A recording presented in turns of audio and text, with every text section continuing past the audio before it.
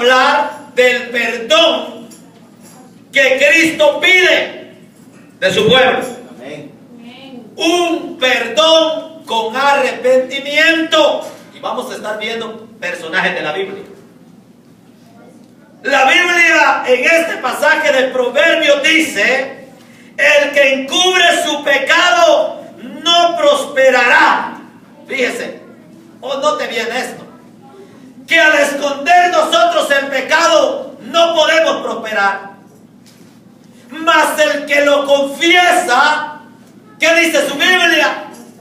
Alcanza misericordia. ¿Cuántos quieren obtener la misericordia de Dios? Amén.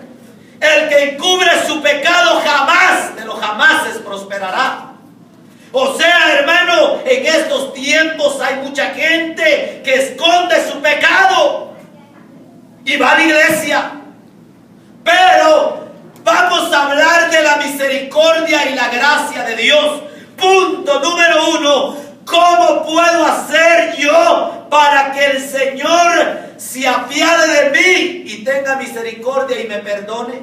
Hay pecados graves y hay pecados, hermano, que el Señor en su misericordia, pecados que Dios sabe que sin sentir a veces cometemos los pecados. Los pecados de muerte son unos, y los pecados que Dios perdona por su misericordia y su gracia, aunque todo lo hace Dios, perdonando.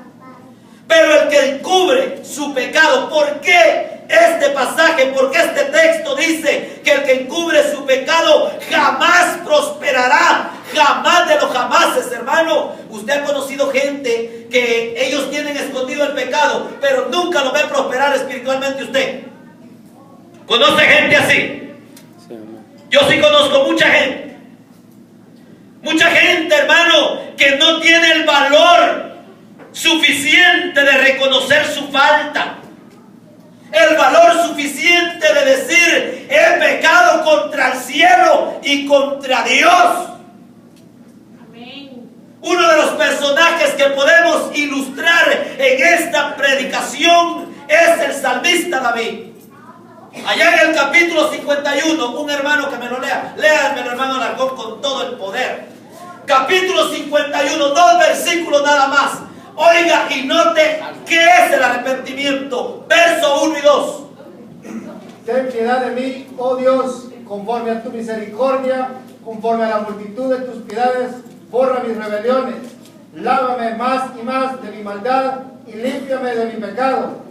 Esto se llama ser un hombre, ser una mujer, ser un joven que reconoce que delante de Dios necesita pedir perdón. Reconocer no es fácil. ¿Verdad que no? Va que cuesta reconocer su falta de uno. Nos pueden decir a nosotros que estamos mal, que necesitamos reconocer nuestros errores, pero reconocerlos cuesta, mi amado. Cuesta. Y entonces aquí en el versículo que leíamos de Proverbios dice: el que encubre su pecado no prosperará jamás, mas el que lo confiesa alcanzará misericordia. ¿Cuántos quieren alcanzar la misericordia de Dios?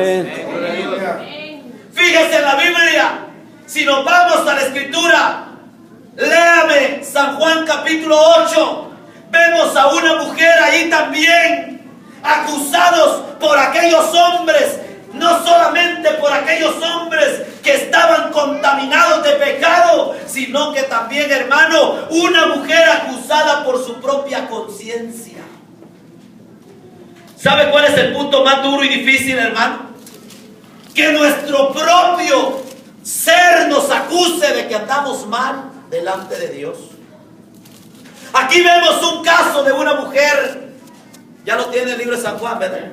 Capítulo 8, léalo, hermano Luis Alarcón. Léame los primeros del 5 en adelante. 5 en adelante. Sí. Amén. Y en la ley nos mandó Moisés a apedrear a tales mujeres. ¿Tú pues qué dices? Mas esto decían tentándole para poder acusarle, pero Jesús, inclinado hacia el suelo, escribía en la tierra con el dedo. Y como insistieran en preguntarle, se enderezó y les dijo: el que de vosotros esté sin pecado, sea el primero en arrojar la piedra contra ella. Oiga, aquí vemos algo tremendo. ¿Qué es lo primero que usted descubre ahí en ese pasaje? Primeramente, lo que usted descubre es la misericordia de Dios, ¿verdad que sí? La misericordia de Jesucristo, porque estos hombres llevaron a esta mujer a confrontar a Jesucristo, para, hermano, a ver qué pensaba Jesús de lo que aquella mujer hacía, y estos hombres lo querían confrontar con la ley. En la ley está establecido que al que se agarre en el adulterio muera apedreado. ¿Tú qué dices? Como tentándole a él, estaban tentándole a ver cuál era la reacción de él. Mas Jesús, escribiendo en tierra, ¿qué fue lo primero que dijo? El que de vosotros esté libre de pecado sea el primero en arrojar la primera piedra. Y oiga, ¿qué es la misericordia de Jesucristo ahí para con aquella mujer? Cuando aquella mujer vio que todos, grandes y pequeños, estaban con piedras en la mano, y cuando Jesús terminó de exclamar aquella palabra de poder, uno a uno fue botando aquella piedra que llevaba en contra de aquella mujer, y uno a uno se fue retirando. Y dice la palabra del Señor que se fueron porque la misma conciencia los acusaba de que ellos estaban señalando y ellos andaban mal delante de la presencia del Señor. Fíjese qué tremendo. O sea, acusados por su propia conciencia. O sea, ¿qué nos acusa a nosotros? Nuestros propios actos personales, ¿verdad que sí? Nuestras propias acciones, ¿verdad? Y estos hombres acusados, porque es fácil verle los defectos a la otra persona, pero vernos los defectos nosotros mismos nos cuesta.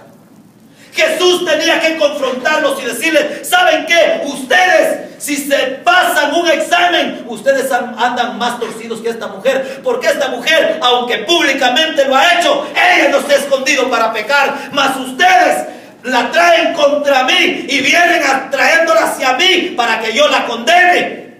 Ustedes están equivocados. Si ustedes están libres de pecados, pues tiren la primera piedra, les dijo. Acusados por su conciencia, uno a uno se desapareció. Pero lo que me gusta de este pasaje es que la mujer quedó solita con Jesucristo. ¿Y sabe qué fue lo lindo de esto? Que le dijo: mujer, ¿dónde están los que te acusan? Y le dijo: ninguno, Señor, me acusa. Pues yo tampoco, le dijo.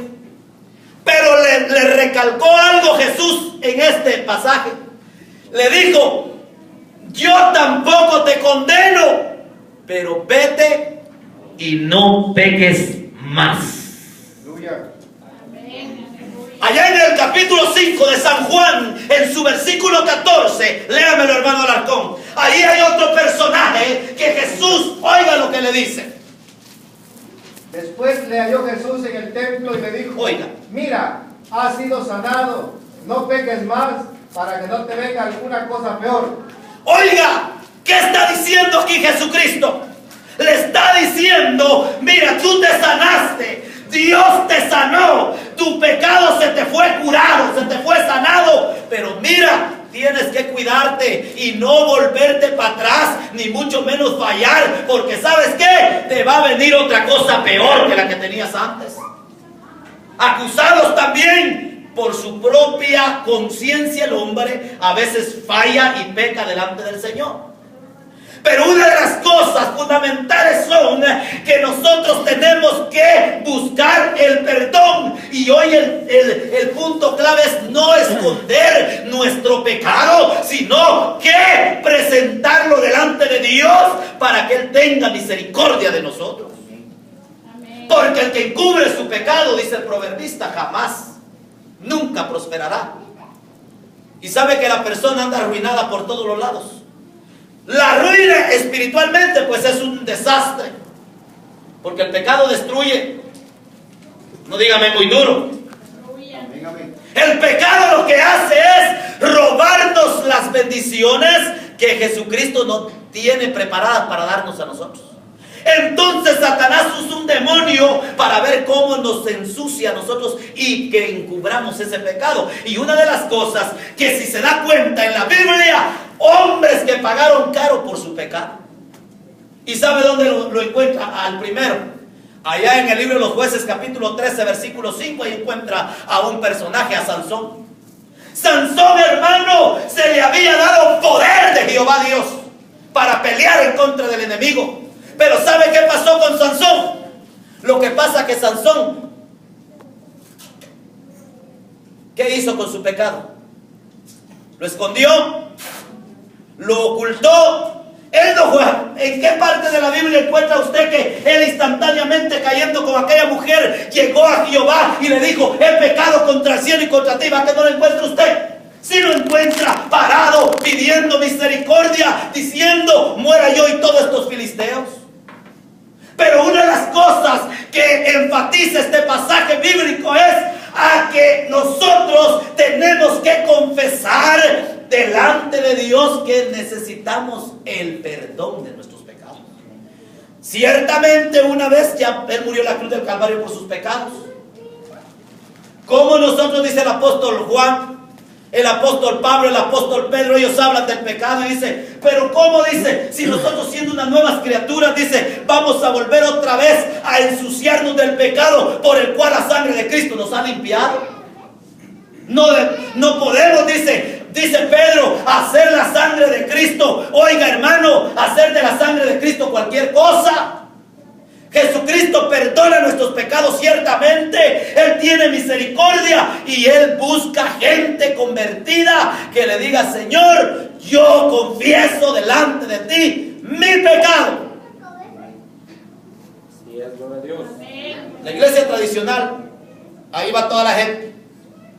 Pecan todos los 6 días de la semana y día domingo llegan con el cura. Le dice: ¿sabe qué, señor cura? Vengo a confesar las multitudes de pecados que cometí. Oye, hijo, confiésate aquí delante de mí. ¿Qué pecados tienes? No, pues fíjese que ando con doña Lencha, con doña Caralampia, con doña Silvia, con doña Antonia. Mire cuántas tengo. Y con las 5 mujeres vivo. ¿Y qué le dice el cura? No te preocupes, unas gotitas de agua bendita aquí, ya está curado tu pecado. Vete y sigue pecando, porque ahí no hay remisión de pecados. La siguiente semana, un día van por semana y se llegan supuestamente en la ignorancia de ellos a pedir perdón, y supuestamente en ese día ya su pecado fue perdonado. La Biblia dice que el que se arrepiente alcanza misericordia, el que confiesa su pecado pero no lo vuelve a hacer. No vuelve a la que estaba haciendo antes, porque de modo que si alguno está en Cristo ya es nueva criatura. Las cosas viejas se fueron, el pecado murió y resucitó una nueva persona para Cristo. ¿Cómo puedo yo pecar con conocimiento de la palabra? No podemos pecar. ¿Verdad que usted no puede pecar? Aunque la carne le dice que peque, porque lo que insta al cristiano a pecar es la carne. Porque este montón de carne que ve aquí arriba, debajo de estos trajes y de estas cobijas y de esos vestidos y de esos pantalones y las camisas, hermano, son un montón de tierra que se ha, hermano, de convertir en polvo. Ella no quiere nada de Cristo, ¿verdad que no? ¿Verdad que no quiere nada de Dios la carne? La carne lo que quiere son fiestas paganas. La carne lo que quiere, hermano, son cosas pasajeras, cosas destructivas. La carne lo que quiere todo lo del mundo nada más. A la carne no le hable de ir a la iglesia ni de ir a la casa del Señor, porque ese no es su camino de ella. Pero ahora nosotros, la iglesia, tenemos que educar a nuestra carne a que obedezca al Espíritu Santo de Dios. Sí, es gloria a Dios. Porque para Cristo no hay nada imposible. Si mi alma está llena de Cristo, si mi alma está llena de amor, pues esta alma, este espíritu va a poder más que la carne. Por eso se va a sujetar al Espíritu Santo de Dios. Denle una ofrenda de palmas al Rey que vive.